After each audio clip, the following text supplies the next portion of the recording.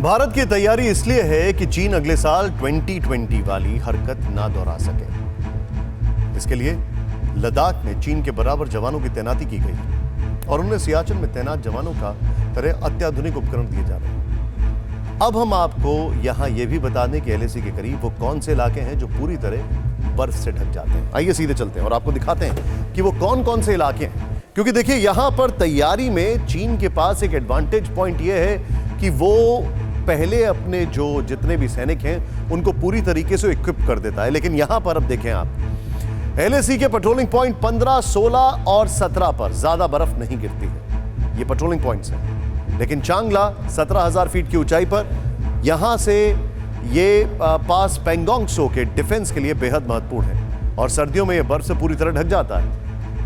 ऐसे में जब हमारे हजारों जवान यहां तैनात रहेंगे तो उन्हें सियाचिन की तरह special jackets, trousers, gloves, boots और गॉगल्स की जरूरत पड़ेगी। स्नो स्कूटर्स की भी जरूरत पड़ेगी वैसे वहां पर। और कुल मिलाकर यह तैयारी बता रही है कि भारत का अब संदेश यह है कि शांति, सद्भाव और संवाद से रास्ता ना निकलने पर सैन्य कार्रवाई से भी गुरेज नहीं। और इतना ही नहीं, भारत ने एक और चीज जो डिसाइड कर रखी है इस पूरे सेक्टर में, वो ये है कि अगर यहां पर कुछ भी करना है तो ये एरिया उतना ही वोलेटाइल है जितना एलओसी। तो तैयारी भी यहां पर वैसी की गई। चालबाज चीन पर भारत को भरोसा नहीं। यही वजह है कि हिंदुस्तान हर मोर्चे पर जमकर तैयारी कर रहा है।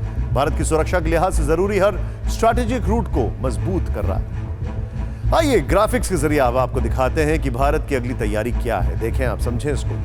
दरअसल भारत लद्दाख तक 290 किलोमीटर लंबा पहला ऑल वेदर रूट बना रहा है। इसमें सबसे पहले हिमाचल प्रदेश का दारचा को पदुम और फिर पदुम को नीमू से जोड़ा जाएगा। यह तैयारी चल रही है। इस पूरे रूट को ऑल वेदर रूट बनाने के लिए मेटल रोड में बदलने का काम चल रहा है, जो कि आप यहां पर देख सकते हैं किस तरीके से हो रहा है। आगे बढ़े तो आपको बताएं, नीमू लेह शहर से 35 किलोमीटर दूर है और पूर्वी लद्दाख सियाचिन ग्लेशियर की रक्षा के लिए जिम्मेदार 14 कोर का मुख्यालय है। नई सड़क से भारी हथियार और सैनिकों का जाना आसान होगा। इसी रूट की सबसे बड़ी चुनौती है 4.5 किलोमीटर लंबी सुरंग यानी टनल, जिसका निर्माण दारचा से पदुम के बीच में 16,570 फीट की ऊंचाई पर किया जाएगा। वैसे इसे 2022 तक पूरा करने का टारगेट है, लेकिन अब इसे मिशन मोड में चलाया जा रहा है और समय से पहले ही पूरा करने का लक्ष्य है। अब हम आपको बताते हैं कि वो वजह जिसने ड्रैगन की रीढ़ तोड़ दी।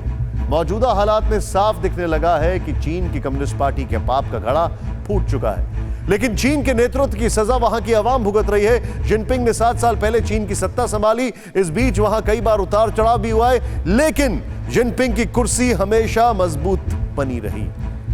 पहली बार अब जिनपिंग की गद्दी खतरे में है और वो अपने ही शासनकाल में पूरे चीन की बर्बादी की कहानी लिख रहे हैं। अगर सच कहें तो शी जिनपिंग के नेतृत्व में चीन का असली रूप दुनिया के सामने आ गया और उसकी वजह है जिनपिंग का एक बड़ा फैसला, जिसने चीन को भुखमरी की राह पर ला दिया।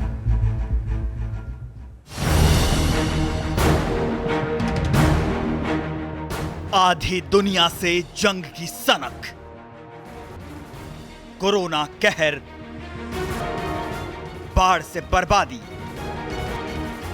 बेरोजगारी,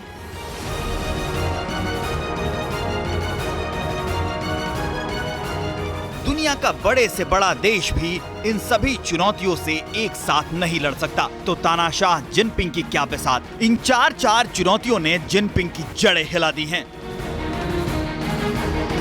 और चीन की 140 करोड़ जनता को अंधे कुएं के सामने लाकर खड़ा कर दिया है, जहां अब सिर्फ तबाही है, बर्बादी है, भुखमरी है और कंगाली है। दरअसल चीन गंभीर अनाज संकट के दौर से गुजर रहा है, यानी चीन में अनाज की कमी से भुखमरी का दौर शुरू हो सकता है, जिसका असर ये हुआ है कि ड्रैगन के देश में एक एक दाने की निगरानी हो रही है, एक एक निवाले का हिसाब रखा जा रहा है।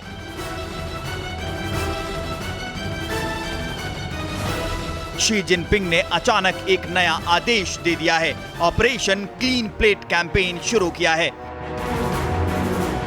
इस कैंपेन में खाने की थाली में उतना ही लेने की बात हो रही है जितनी भूख हो। नए आदेश के मुताबिक लोगों से न केवल रेस्टोरेंट्स में बल्कि घरों में भी खाना बचाने की अपील की गई है। पहली नजर में देखें तो ये आदेश काबिले तारीफ है, लेकिन अचानक खाने की बर्बादी के खिलाफ जिनपिंग की मुहिम ने दुनिया भर में चीन के हालात पर सवाल खड़ा कर दिया है और लोग पूछने लगे हैं कि क्या जिनपिंग की सरकार अब 1.5 अरब चीनी जनता को खाना खिलाने की कुव्वत नहीं रखती।